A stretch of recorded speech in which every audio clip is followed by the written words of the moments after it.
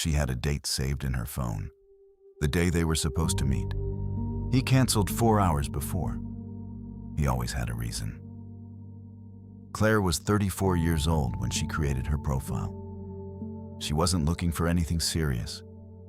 That's what she told herself.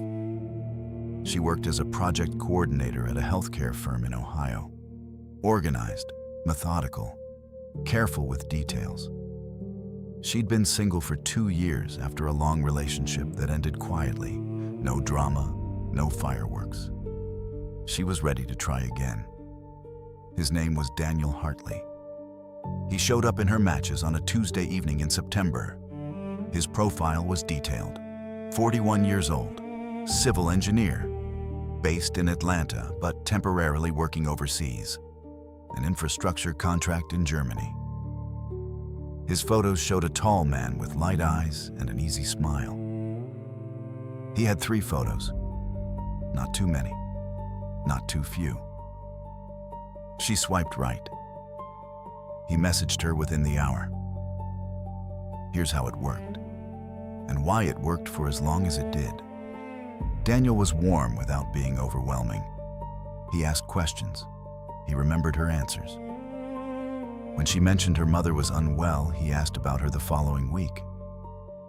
When she said she preferred coffee to tea, his next message came with a coffee emoji. Small things, consistent things. Within 3 weeks, they'd moved off the app and onto daily calls. His voice was calm, measured. He had a slight accent, said it came from growing up between Atlanta and the UK. He talked about his work in Germany with specific detail. Project timelines, colleague names, the weather in Munich.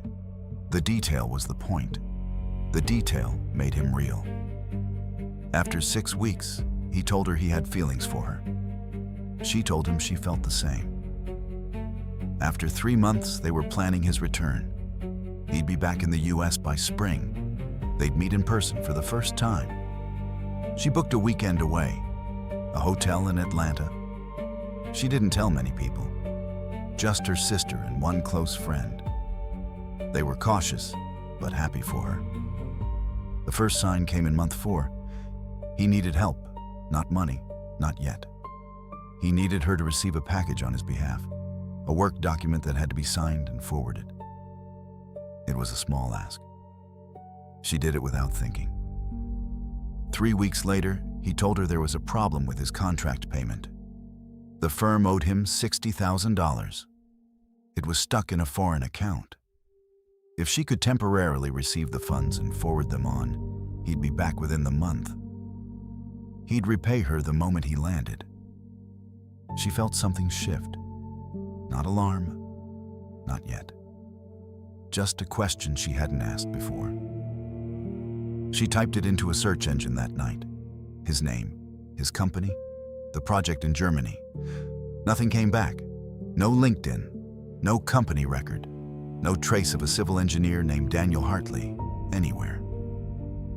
She sat with that for a long time. Then she looked at his photos. She didn't confront him. She didn't block him. She kept responding, warm, normal, unchanged. While underneath, she started building a file. She reverse image searched every photo he'd sent her. The first 3 came back clean. The 4th, a photo he'd sent privately, just for her, taken supposedly on a job site in Munich, came back with 47 matches. It was a stock photo, available on 3 separate image libraries. She downloaded the results. She kept going. She contacted the dating platform directly and reported the account. She filed a report with the FTC. She found a Facebook group of women who'd been contacted using the same photos. 11 of them. Different names he'd used. Different stories. Same photos. Same voice. Same coffee emoji.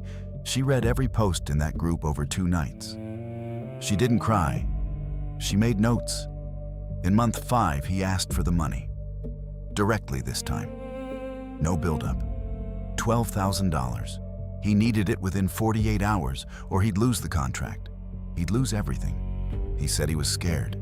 He said she was the only person he trusted. He said he loved her. She read the message twice. Then she sent him everything she'd found. The reverse image results, the stock photo matches, the Facebook group, the 11 women, the FTC report number. She typed one line at the bottom. "I know who you are. I know what you do. And I've given everything I've found to the authorities." She hit send. He never responded. The account was deleted within the hour. The FTC investigation identified a network operating out of West Africa, targeting English-speaking women on dating platforms across the US, UK, and Canada. The operation had been running for 4 years. Estimated total losses across victims exceeded $2 million. Claire had lost nothing, not $1. The network was partially dismantled following a coordinated action between the FTC, FBI, and international law enforcement partners. Several individuals were identified. 2 were prosecuted. Claire was contacted by investigators twice. She provided her documentation both times. It was thorough. Of course it was. She was a project coordinator. Documentation was instinct. Claire still has the hotel booking confirmation saved on her phone. The weekend in Atlanta she'd planned for a man who never existed. She hasn't deleted it. Not as a reminder of what happened, as a reminder of what she did about it. The next case involves a different kind of fiction.